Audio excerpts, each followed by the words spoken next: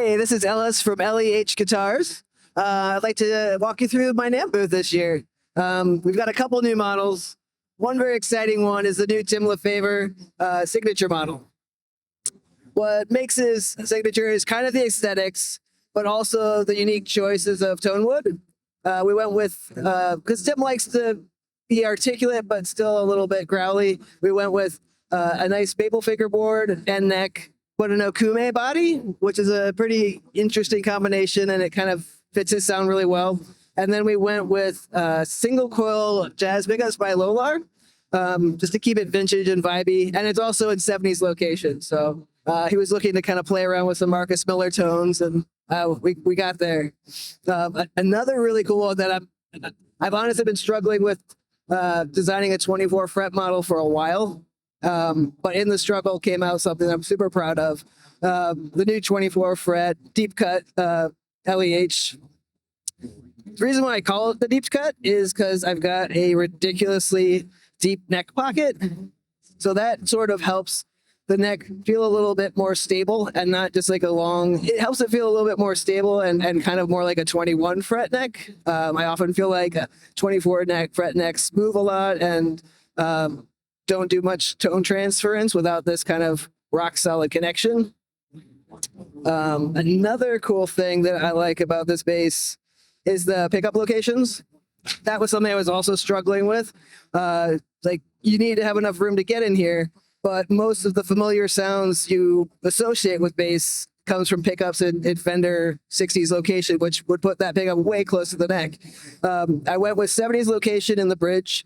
And this is the location of the rear coil in like a vintage P bass, which really sounds instantly like kind of exactly where you want your neck pickup. So I'm very excited about that. Another cool thing, well, let's not overlook this one. This is the Jetstream 5. I released this last year, but yeah, this one we've got fat stacks in 60s location with a coil cut so they can go single coil or hum canceling.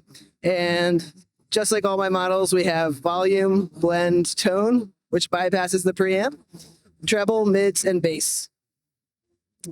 This is our little guy, as what we call it around the shop. This is the short, medium scale Voyager 32-inch scale. And that one is in a classic combination of rosewood with an alder body. This is the only model that I don't chamber because of its slightly small size. It doesn't really need it. And I think this one is like 7.5 pounds. This is also a volume blend tone, but only treble and bass boost because the control cavity is quite small. And this was a new one for the show, also in rosewood and alder. This is the prototype of the Voyager 4-string. And I went with Nordstrand big splits. And I'm almost forgetting to tell you the coolest thing, slightly customized hip shot B-style bridges on all my basses this year. Very excited about that.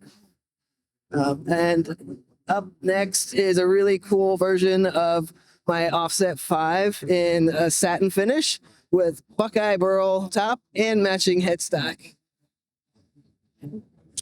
Over here is probably one of my favorite finishes is a peacock blueburst on maple burl with also a matching wood headstock cap, and probably my favorite pickup in the world, the Nordstrand MP5A. Next up, we have probably one of my favorite tone wood combinations with ebony is an okume body. And this one features a crazy, crazy spalted stain top. The spalt lines stop the flow of the different dyes between it and kind of make almost turn nature's art into something else. And next up, we have my Jetstream 5, but now with a pick guard, which is also a new one for the show. I just love the classic straightforward look.